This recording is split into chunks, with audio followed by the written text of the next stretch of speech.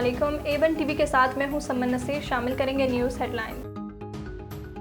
बड़े पैमाने पर किसी फौजी ऑपरेशन पर गौर नहीं किया जा रहा। मुल्क के पायदार अमन व इस्तेहकाम के लिए विजन का नाम अज़्म इस्तेहकाम रखा गया। गलती से इसका मुआजना गुज़श्ता ऑपरेशन से किया जा रहा है।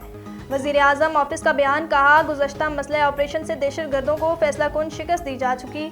इस वक्त मुल्क में कोई नौगवेर एयाज नहीं। अज़्म इस्तेहकाम का मकसद दहशतगर्दी और इंतहा पसंदी को जड़ से उखाड़ना है। बड़े फैसले की मंजूरी के लिए वफाकी काबीना का इजलास आज होगा।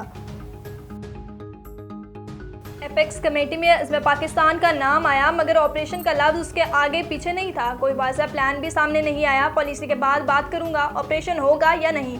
अली अमीन गुंडापुर आर्मी चीफ और DG ISI से मुलाकात के ख्वाहिशमंद। कहा, फैज़ दहशतगर्दी के खिलाफ जंग में अहम किरदार अदा कर रहे थे, मगर उन्हें हटा दिया गया। जनरल जावेद बाजवा कहते थे, जनरल फैज़ बेहतरीन आर्मी चीफ हो सकते हैं। बाद में जनरल फैज़ को हटाकर पूरा सिस्टम दहशतगर्दी के बजाय तहरीक इंसाफ को ख़त्म करने पर लगा दिया गया।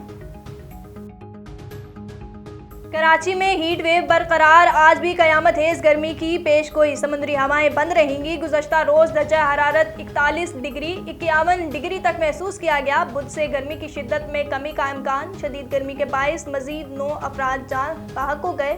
2 रोज़ में मिलने वाली लाशों की तादाद 19 हो गई।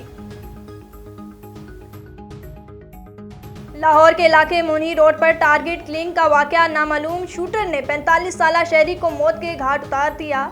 शनाख्त शाहिद बिलाल के नाम से हुई, यानी शाहिदीन के मुताबिक हमलावर इलाके में टारगेट को ढूंढ रहे थे। पुलिस ने करीबी CCTV कैमरों की फुटेज तहवील में ले ली।